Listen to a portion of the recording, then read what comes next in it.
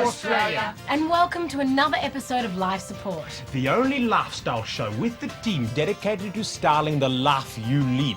Simply by telling you exactly how to live it.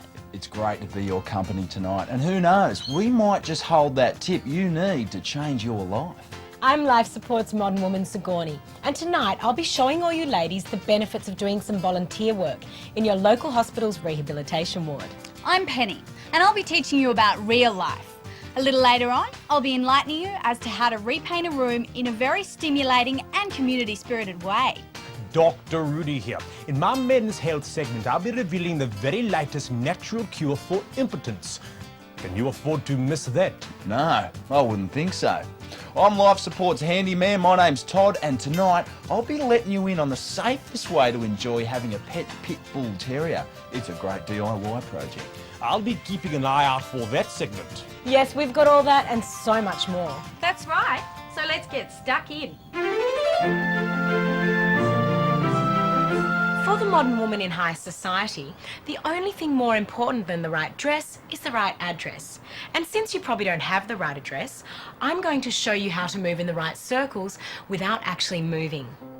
Simply select the most desirable suburb with the crescent you most want to live in, and change your stationery and cards to that address. Then go to your local post office, hire a post office box, and fill in one of these mail redirection forms.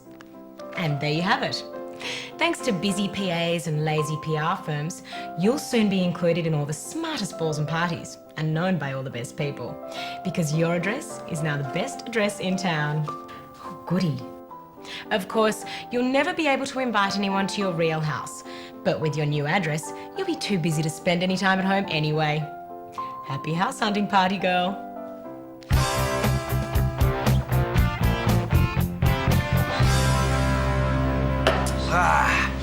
There's nothing quite like a couple of cleansing ales at the end of a working day. But if you're like me, 2 quickly becomes 4, plus 1 more for the road. And now, the road is your greatest obstacle to home. Getting caught drink driving on our roads is a problem. But if you do get caught, you're a bloody idiot. But if you think before you drink, there is a way to make the drive home without incident.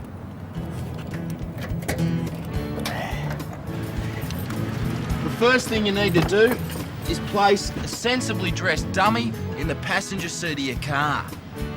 Someone who looks trustworthy and tutorly. Then, just stick a sign like this onto the roof of your car. And if you do happen to start swerving all over the road or driving 40 kilometres an hour, no one will take any notice, because that's what learner drivers do. And there you have it, a great little DIY if you DUI. So take a tip from Todd and keep a body and a banner in the boot, guaranteed to keep you out of cab fares and court fines.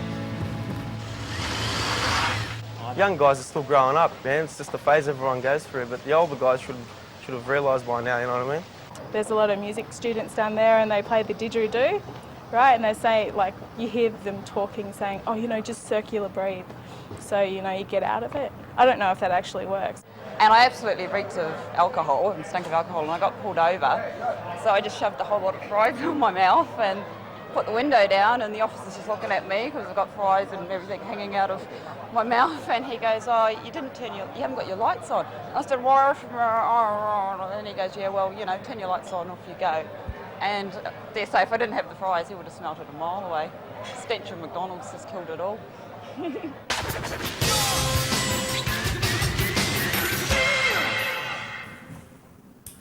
There's nothing worse than migrating to a pad where the previous tenant was gullible enough to believe that rag finish walls look good. And your landlord's not going to pay to have the walls repainted because technically they are freshly painted. You could do it yourself, which would involve expensive paint and back-breaking labour, but if you can't be asked, don't worry, because I've found a quick, cheap and responsible way to get that redecorating done. First of all, get hold of a box of spray paint. Make sure you've got the right protective gear. Then just let the local kids know that your place is available as a safe chroming house where you supply the aerosols. Most people think that the youth of the nation are just a bunch of lazy, useless bums, but all they really need is the right motivation and the right working environment. So, close all the windows and doors and let your inhalant interior decorators get to it.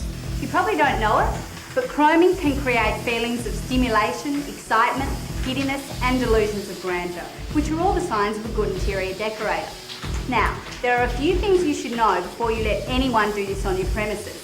Firstly, make sure you use an enamel paint, which contains the right chemicals. Most brands are clearly marked for your convenience. Secondly, make sure your panting painters start at the top of the walls, because the higher they get, the lower they're going to go. And you don't want to end up with some half-assed, half-finished job, so keep an eye on them. If they look like they're struggling, give them a hand. Move them into the recovery position. Might also be a good idea to put some drop sheets like these down, because while you don't want anyone choking on their own vomit, you totally don't want it all over your floor either. And that's all there is to it. Turn your living room from this into this. You get a new look for your living room in half the time and for less than half the price. And you can start building a real sense of community in your hood by letting the kids know that the next time they take a trip, they've got you for travel insurance. See ya. Oh, Penny, what a wonderful way to make over a room while helping the youth of today. I think you should be congratulated for giving those young people a safe place to enjoy the foibles of being young people. Really? I would have thought you of all people would have been dead set against it. I'm not that straight, Penny.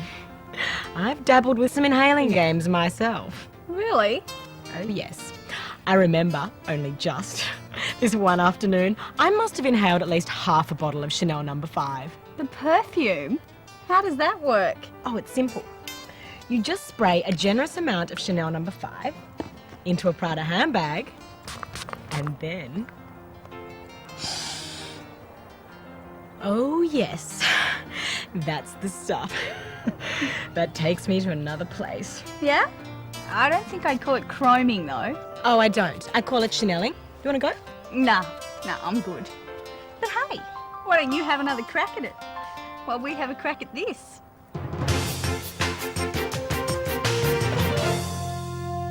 How's it? Dr. Rudy here. I get a lot of letters asking me what's the best way to break up with a woman.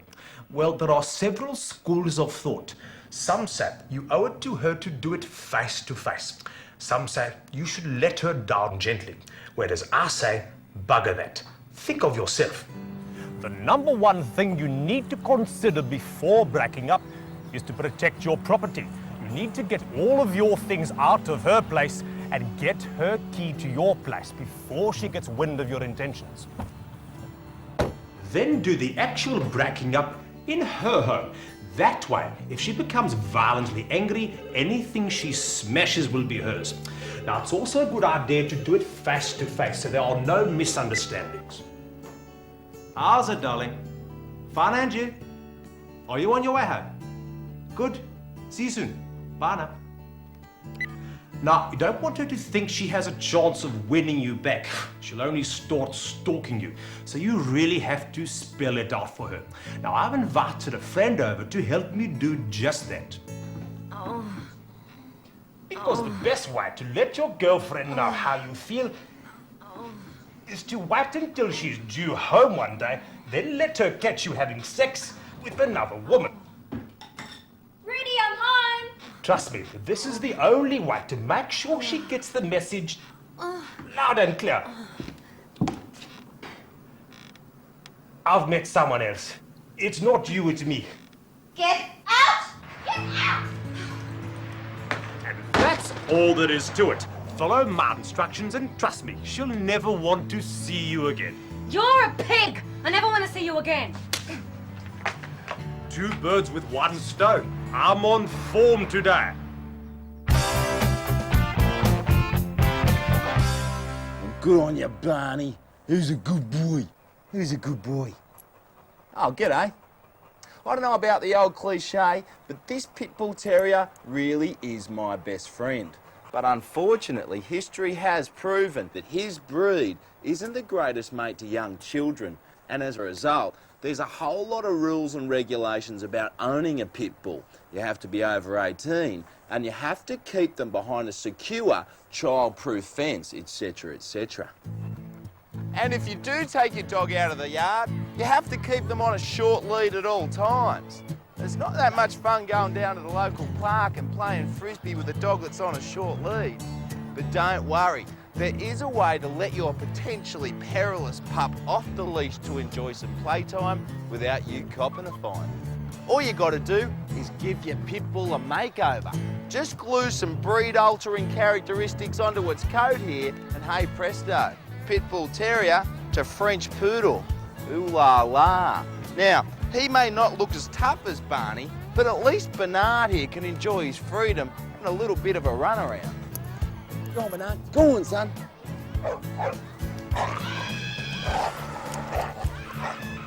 And if your dog does maul a kitty, who would have thought a poodle could be so uncharacteristically violent? So when they tell you you have to have your dog put down, well, the vet will be expecting a poodle. So, just take him one, knowing your baby's home safe and sound. Come on. Come on. Get in. And that's all there is to it. So take a tip from Todd, a little canine cover-up means you can enjoy a real man's dog. You don't just put a dog down because it bit somebody. Not automatically. You got to know the reason why. Was it being poked and sticked and was it, you know, encouraged to actually fight for his life? I don't like the idea of killing an animal because they've attacked people. It's just like you know, when sharks attack people. You know, that's their territory. Killed them, destroyed them, you know, that's it.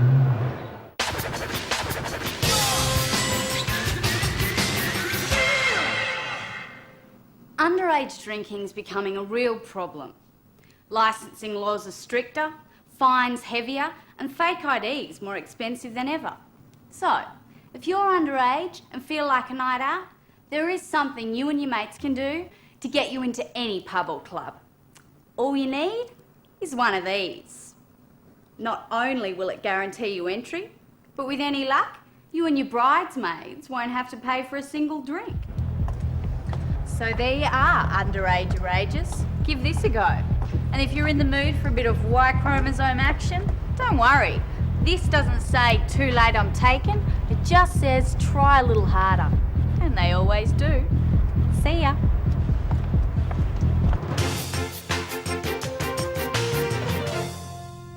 Look at this.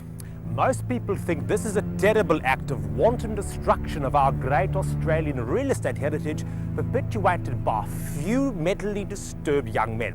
But even this cloud of smoke has a silver lining.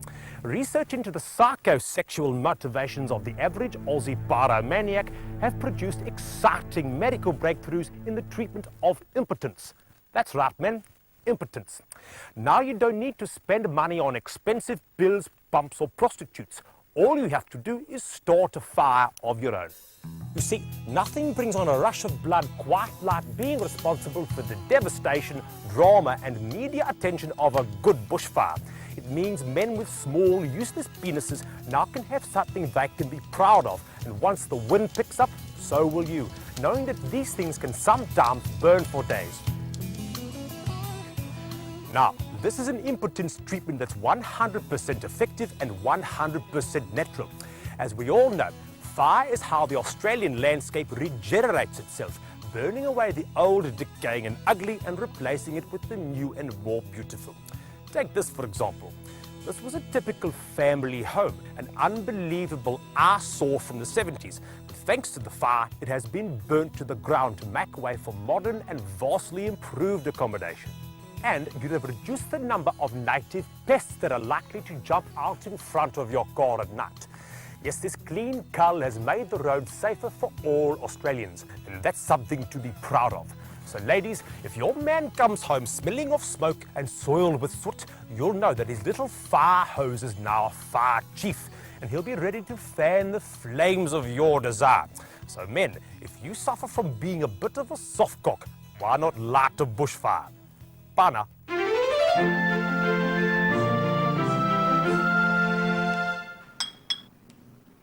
Girls, by now you all know that there is nothing or no one more precious in life than your man. But sometimes his home habits can just push you to the point where you want to ask him politely if he could please pick up after himself every now and then. But there's no need to get confrontational. He's not likely to change, and girls, he won't take your attempts to change him lightly. But not to worry. I've found the perfect way for you to meet a man that you can change to be exactly the way you want him to be, without him even knowing it. All you have to do is offer up your services as a volunteer in your local hospital's rehabilitation ward. This is where handsome young men who suffer from brain damage are taught to walk, talk, and basically function normally again. So while you rehabilitate him, why not reprogram him? Now, the first thing you have to do is pick your potential partner. You'll find the nurses are very obliging at helping you find what you're after. This is Marco.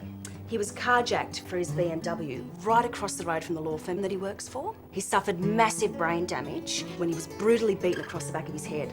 Thank God it was the back. I'll take him. Just one foot in front of the other. Well done, Marco. Once you've chosen your man, it's time to start his rehabilitation and reprogramming. Bend all the way down. That's right, we don't leave a wet towel on the floor, do we? That's right, it's all coming back to you now, isn't it? Now, underpants. Near or in the laundry basket. Of course, early on in the relationship, there'll be some things that he can't do for himself, and you'll have to do them for him. So, if you don't like the length of his sideburns, trim them. And his personal grooming needn't stop there. It gives him that smooth athletic appearance and the motivation to start speaking again.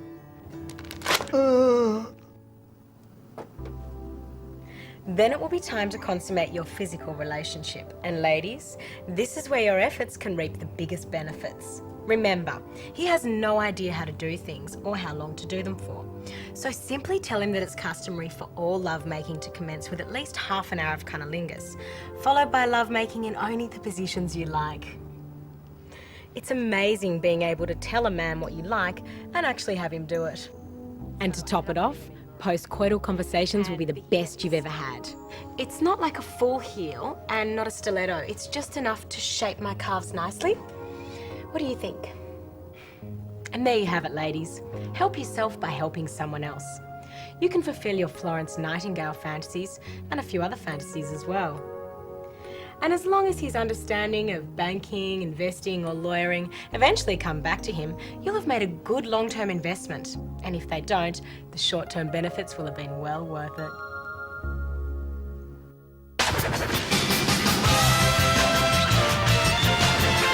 Well, Dr. Rudy, here we are, second week back, and look at the amount of letters we've already received. Yes, Penny, I think average Australians have been quite stuck without us. Totally. So if you've got a problem you can't get your head around, Or you simply want a decision made about your life. why not write in and tell us about it? That's right. Send your letters in to Life Support. SBS Locked Bag 028 Crow's Nest. 1585. And folks, the sooner you get them in, the sooner we can help out. But right now, why don't we take a look at the next segment? One of the best things about living in the land of Oz is that we're surrounded by 20,000 kilometres of coastline that offers up what I think is arguably the best seafood in the world. I mean, aren't we just spoilt for choice? An amazing array of fish and crustaceans and molluscs. But for me, one of the best fruits of the sea is this little gem, Seafood Extender. Now, doesn't that look just tops? Oh, and there it is, that clean sea spray smell and the mild, almost sweet accent of the plastic shell. Seafood Extender is available all year round and from all regions in Australia. But in some places, it's known as Seafood Stick or Seafood Highlighter. But don't worry when you're asking for it. Most fishmongers will know what you're talking about. Now, when you're buying your Seafood Extender, how do you know you're getting the freshest you can buy? Firstly, have a good look at it. The flesh should be clean and white, and the markings along the back here should be of a deep orange colour. Then, give it a gentle squeeze. Now, it should have a little bit of give in it, but not too much. and no one enjoys having limp extender in their mouth. But the best way to tell you if your seafood extender's on the go is simply to smell it. Oh, now that's delicious. I mean, it must have only been defrosted this morning. The only way you get anything fresher than that is if you caught it yourself. I'll have half a kilo of the seafood extender, thanks, mate. Now, another thing to try and keep in mind is to buy roughly the same size and weight.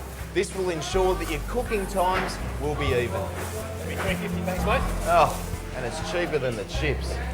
Now, stay with me, because I'm about to show you some delicious ways to prepare this little treasure from Neptune's garden.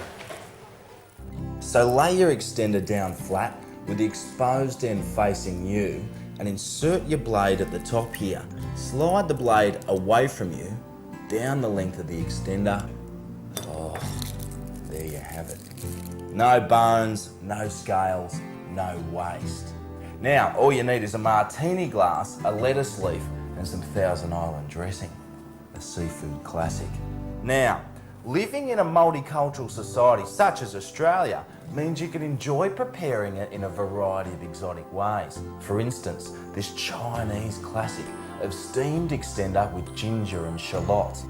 And what about this French classic of extender thermidor? And if you're a fan of Japan, why not thinly slice your extender for that sashimi style meal? A versatile, dependable and delicious addition to extend your food repertoire. Enjoy. Oh, Todd, you've simply got to give me the recipe for that fabulous looking Chinese dish. Yeah, I could totally tee something up. And if you at home want a recipe for any of the dishes prepared on tonight's show, why not write in for a fact sheet? I know you know the address. Well, I simply can't believe it, but here we are at the end of another show. Yes, and I hope we helped all of you out there at the end of your tether. If we didn't, don't worry, because we'll be back next week with more great ideas. Invaluable advice. And top tips. So keep sending in those letters. Because how can we support your life unless we know what's wrong with it? Until then, be good to one another, you hear? And in the meantime, why not learn a language? And remember, we're here for you. Good night, Australia.